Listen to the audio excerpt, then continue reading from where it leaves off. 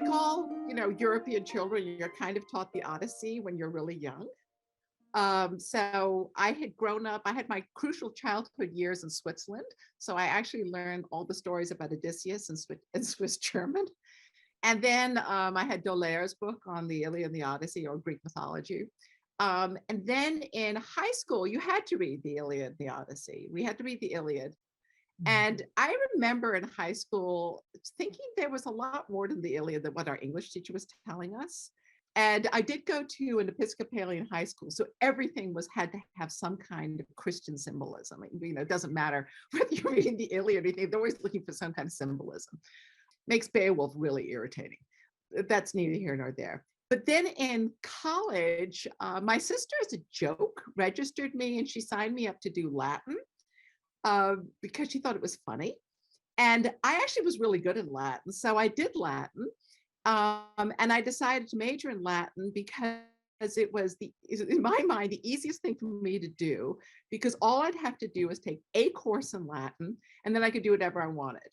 So I went on that wonderful tract. And then I decided if I'm going to do Latin, I might as well do Greek. And so I started doing Greek. And then two things happened my senior year. Is I went home, my parents lived in Corning, New York at the time. And Arthur Houghton had just torn apart the Tachmas Shahnameh. And then taken out of his warehouse or wherever he kept it. And half of it was being shown, actually a lot of it was being shown at the Corning Art Museum. And so I went to, it was Thanksgiving, and I went to see it, see the exhibition. And I really, really loved the miniatures. I just couldn't believe, I've never seen anything more beautiful. And I was, even though I was sort of a dumb 20-year-old or 19-year-old, I knew enough that the Shahnameh was in Persian. Persian was an Indo-European language, and that I decided it probably has a lot of parallels with other Indo-European epics. And I was sort of looking at them anyway, just for fun. And so I decided to see if I could learn, I wanted to learn Persian. At that same time, the classics department at Boston University started teaching Persian as a classical language and Arabic as a classical language. So I wanted to do Persian first, and I asked the Persian professor whether I could do it, but her course met at the same time that a class in Thucydides was meeting, and I really wanted to do the class in Thucydides. So I actually had the gall to ask her to change the course, and she was really shocked and said no, because even though she only had 2 students. And so that was too bad. So then then instead of starting Persian, I started Arabic. And then, and a lot of people said, in order to do Persian properly, you should learn Arabic first, which I actually think it's true. More on that later. Then when I finished, I went to Harvard for a year, and I started working with Wheeler Thaxton doing Persian. And his way of teaching Persian was we quickly learned the verbs, read 2 or 3 chapters of maybe 5 chapters of A.K.S. Lambdin's Persian grammar. And then we went straight to reading Golestan in Nastalik. And then we were reading some modern text just to get a little bit of modern sense of modern poetry. And then I started Princeton for my graduate degree. And that's it. And then I was basically I did nothing but Persian and Arabic at Princeton and got my PhD from there.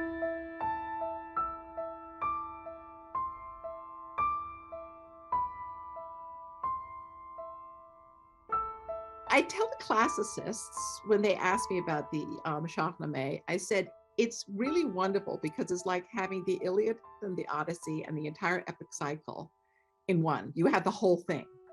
And you have references to it in bits and pieces that are called the epic cycle, but they're not part of the Iliad and the Odyssey. But you have, what's lost, what you can find, what you can figure out through iconography or whatever it is, that there was a long story. And, but what's beautiful about the Shahnameh is that you have everything.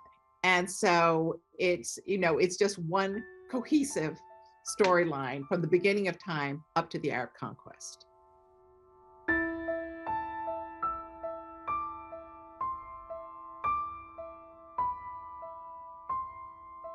he's very interested in the story of Homer's life. And when I was working on my dissertation way back when, I would, I did have a really good classics training, and I did marry a classicist, so I never went away from it. But I also used to teach in his classes. As he had too many students. I mean, he had so many students that he needed to get helpers to do run sections, and he actually had to count on me. And so while we were doing that, I really knew his work well. But one of the things that I noticed is when I was reading, the text of Ferdowsi and how Ferdowsi introduces the text and how he says certain things. This is all in Poet and Hero. I saw parallels also in the life stories of Ferdowsi, which was very similar. You had this idea of gathering something, something that was dispersed, and then one person puts it together again. And so these are one of the things that I noticed. And then, and I kept on talking about this. And so actually my husband used what I was doing, starting off with. He found that very interesting. And then he started looking at Ferdowsi and looking at all the stories about Ferdowsi, and I'm sorry, Homer, and looking at all the stories about Homer, and saw similar patterns. So in a way, we shared a study in those days. This is when we were young. So there was a lot of back and forth about this, that we kind of emerged the same way. And then I think it was, we unfortunately had to do it by video in Baku. We did a presentation where we were both talking about the lives of Homer and Ferdowsi. And I think that's, you can see that on YouTube or something like that.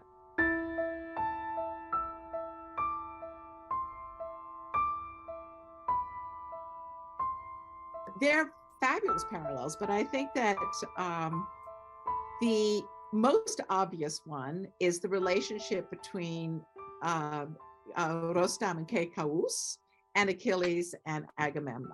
And you also have, parallels with Amazon figures. So you have Gordafrid and Amazon figures.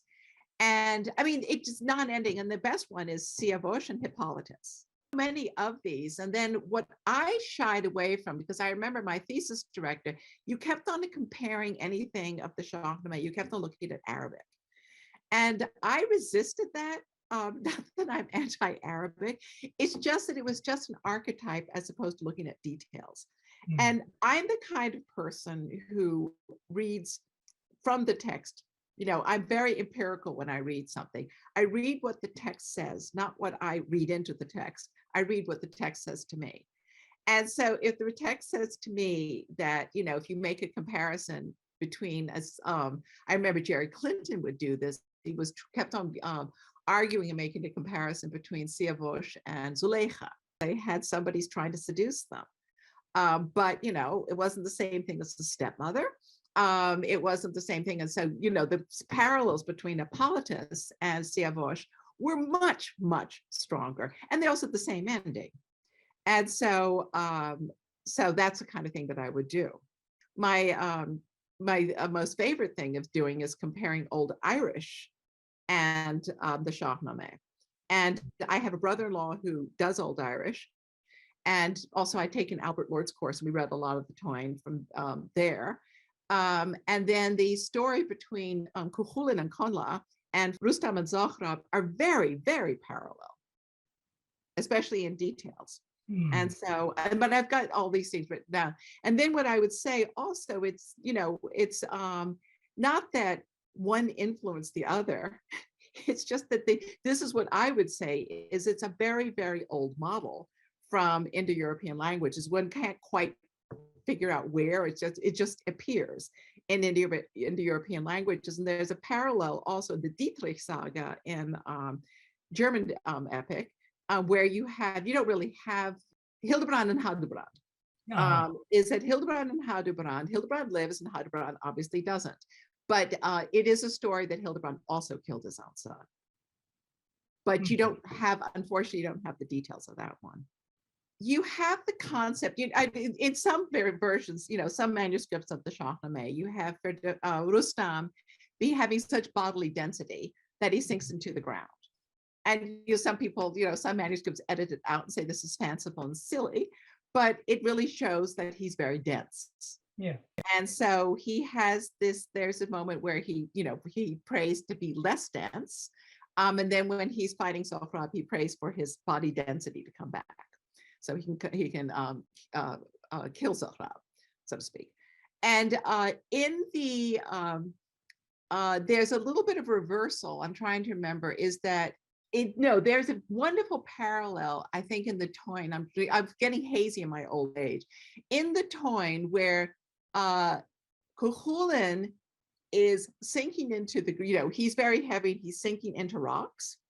And his son, Conla, says to him, I'm so small, I can barely reach your head. So you really have a juxtaposition of little Conla and big, strong Cuchulainn.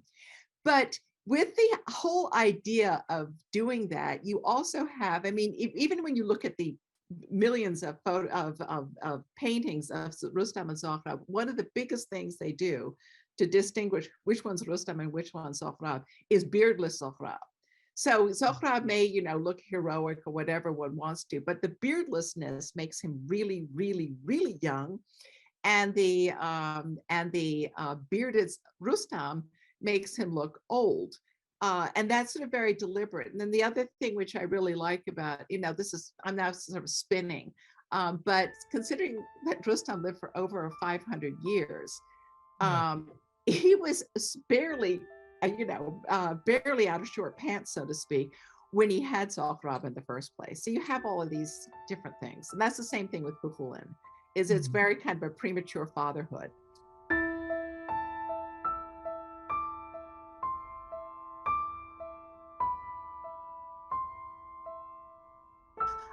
The other translator I really like is, I wish he would do all of it. I like Dick Davis's translations. His translations are great, but I wish he didn't just tell the story. He did do one of Siavosh, which was really great because he's a very good poet, and he did it in verse. But the retellings, no matter how much like they are to the Shahnameh, is not quite the same thing as having it having the actual poetry, because that's what I really like, is to see sort of line by line how it is. I mean, there were a lot of Dick Davis's is that, but then you'll suddenly sort of say, oh, well, he skipped this part. And you say, well, because it's actually kind of a boring part, but it doesn't mean you have to skip it because it's still useful. So that's just me. Then I do like Ahmed Sadr's translation. Yeah. I think he did a beautiful job. And the other translations, then there's the Warner translation, which is the worst. But I mean, that's just old British, Raj style. But it's also pretty funny. But that was the one when I was teaching the Shahnameh at Brandeis. We didn't. The mole wasn't. They couldn't read French, and no other translators. So we're always reading the Warner translation, and we would make fun.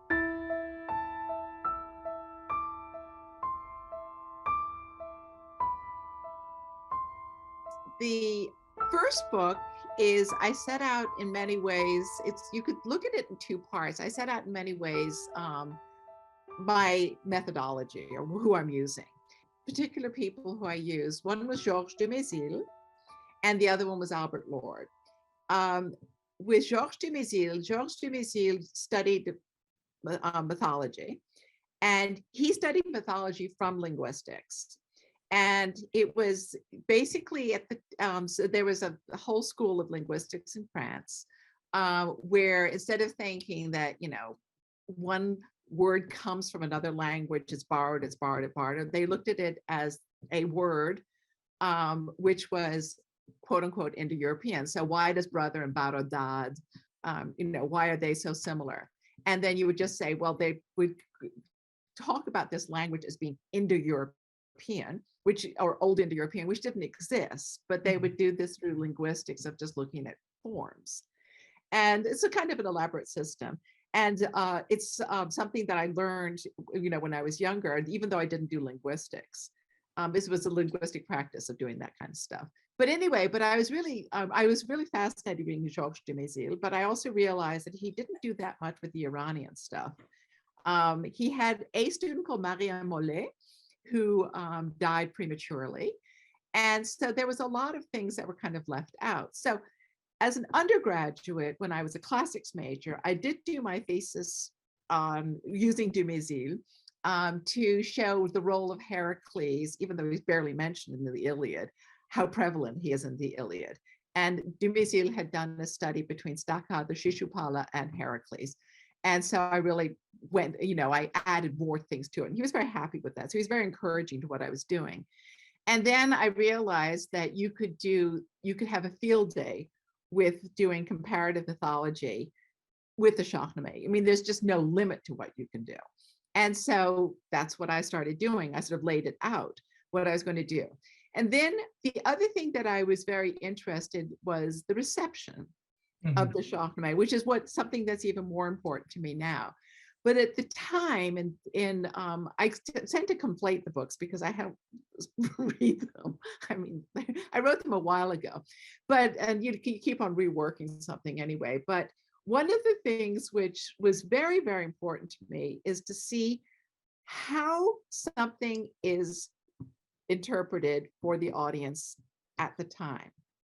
And that is something that I was extremely interested in. So one of the things which I noticed, and this is something I did in the first book, is that you'd always have the reference that the 1,000 lines were, that Daqiqi wrote 1,000 lines of the Shahnameh. And then, you look at it and you say, oh, well, the 1,000 lines of the Shahnameh all have to do with the coming of Zoroaster. And so we have the 1,000 lines. And then you have Ferdowsi, the voice of Ferdowsi, saying, I put these in so you can see what inferior poetry really sounds like. They're not that much different than anything else. They fit perfectly. So what occurred to me then is, of course, you're going to say something like that because you're going to update the Shahnameh to a Muslim audience. We all know that the Shahnameh predates Islam, but let's modernize it and make it very relevant to Islam by saying, well, and then you sort of basically with Daqiqi's word as his expense, you'll say, well, since this was all dealing with the advent of Zoroaster's kind of bad poetry, let's go on to the good poetry. The preface is introduce the Shahnameh, and the one that to me is the most interesting is the Baisanguri preface. Literature is I first had to clarify where I come from, because there was a lot of, I wouldn't say a lot, but there was sort of an overreaction to my use of Albert Lord, and which didn't make sense to me. And then I just wanted to add things to it. So I wanted to make it very, very clear what I was thinking, because that's the first 2 chapters. I was being sort of snarky. Then the rest of it is I added things that, what I was just working on. Because I think I had trouble maybe I have this, but I can't remember which chapter's which, but I think it's in the second book. But that to me is really interesting, of doing that kind of stuff. So that would be something where I would take something. I was taking that actually from Beowulf, and there's reference to it, Beowulf, and then seeing how that works, and then seeing how Gostas and Lochras work together. And that was incredibly exciting for me. And I will continue doing that.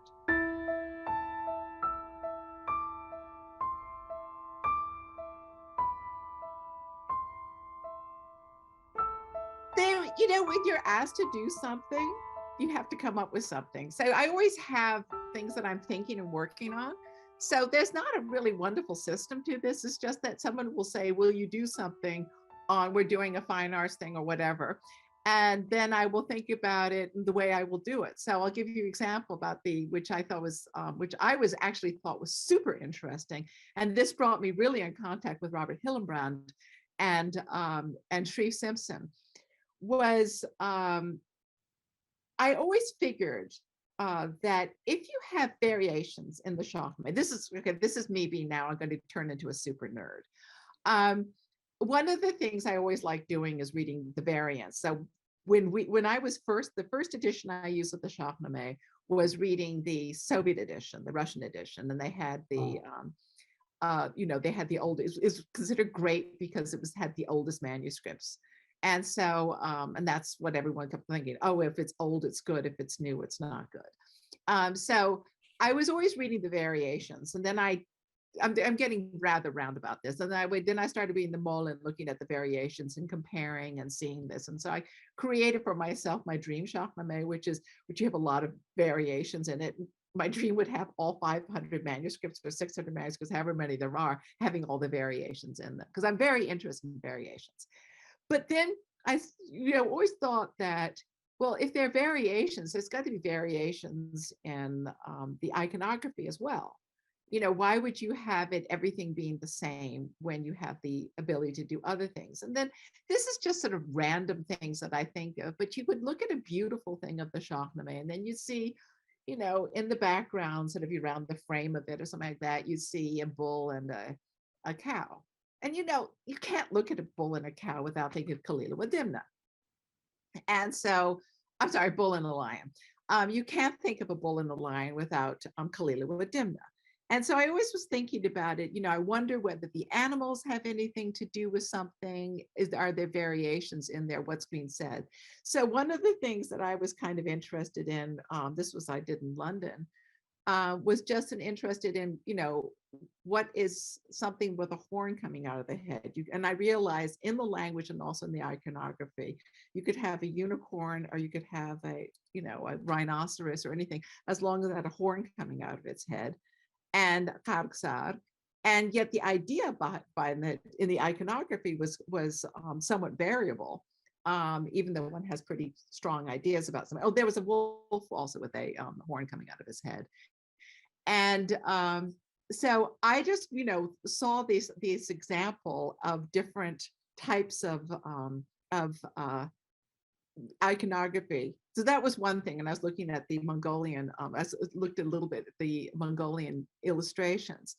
The other thing which I really liked, I'm now sort of realizing, is that I also love the idea of imitation Shahnamehs. And there was a conference in Sarajevo, and I was asked to be on a panel for imitation Shahnamehs. And that was really fun, because you realize that the whole thing that Ferdowsi says, that you had the whole thing of how great this poem is, they would use the same language to praise whatever Mongol emperor who really wished he had a poem written about him.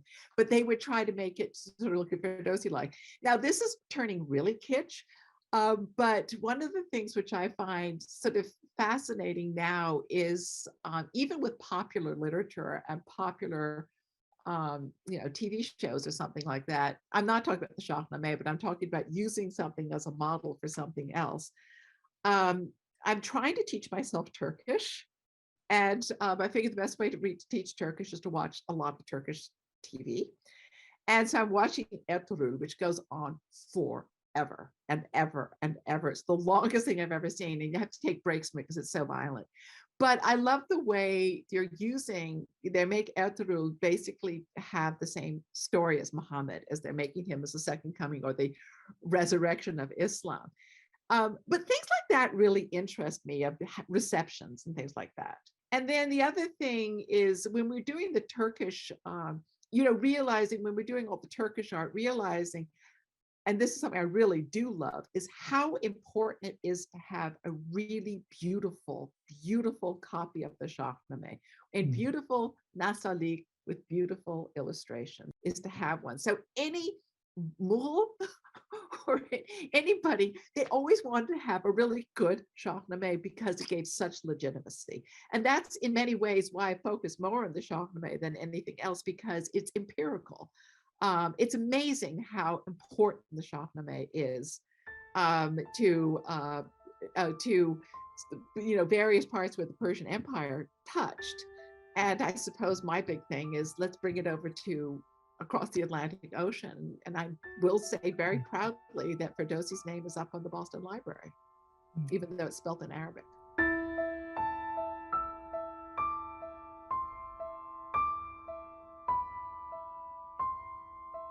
Well, this is actually one of my favorite things I've ever done. And because, Tahmina's lament is left out in a lot of editions of the Shahnameh, but what she says is so powerful. And I gave a talk about Tahmina's lament in Iran once, also in Persian, thanks with a lot of help from Farhad. So I do like her enormously. But I especially like her lament. And I did for my husband's festschrift, as I did a comparison between Andromache's lament and Takhmina's lament, and the importance of lament and what lament does. Because it was the emotions that they brought up was really amazing. Because I remember when I was talking about Takhmina's lament, and I really went through it painstakingly and rather dramatically, that some people started crying. I was thinking, okay, this is a good lament. Because they're listening to some stupid American reading Persian and they're crying because of the lament, it was pretty amazing. But anyway, that is one thing I've really liked doing. My other character I really like, because I find Siavosh very interesting. I like Rustam. Of course I like Rustam. Who doesn't like Rustam? I find Rudabeh very interesting. Um, so and I'm very, very, very keen on the Sahibazi that Rahmanian does. I love that stuff. And but I do find who else do I like? Oh, I love Sekandar. I'm very sympathetic to Esfandiar, extremely sympathetic. I mean, Esfandiar was put in an absolutely terrible position. I can go on for that forever. So I can get quite emotionally involved with them. As far as the later stuff is concerned, Ardashi is great. Bahangur. But anyway, I'm sort of sketchier on the latter ones. And then Sindhu.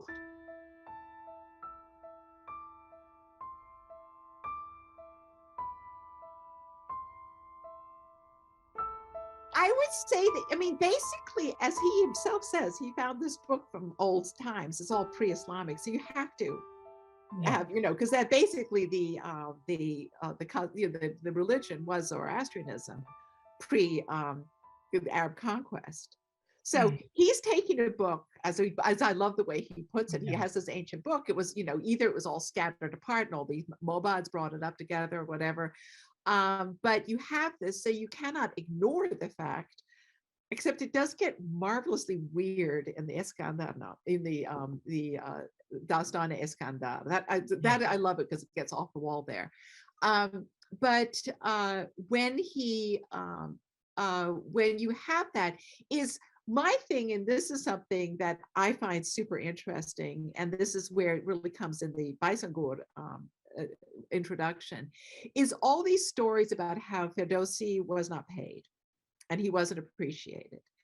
And I read Shahbaz's Life of Ferdowsi, which I found unbelievably useful, because he had all these stories about him. And the only thing with Shahbaz and I, where I just came differently, is that he was trying to turn Ferdowsi into a real person.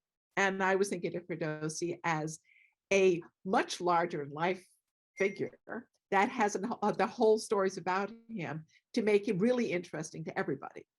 And so the way I look at the something like the Baisangur edition is it's so inclusive in terms of all the storytelling about the actual character, the personage of Ferdowsi, that what it's doing is, because in 1500 suddenly you have the state religion becoming Shia.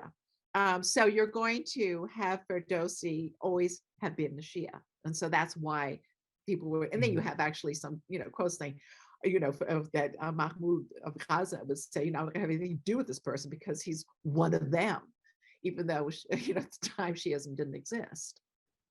I remember one student of mine at Brandeis that the Ilkhanids were considered, there you have that pre-Ilkhanid period, that was the Jahiliyyah as far as Shia was concerned. And I absolutely love that.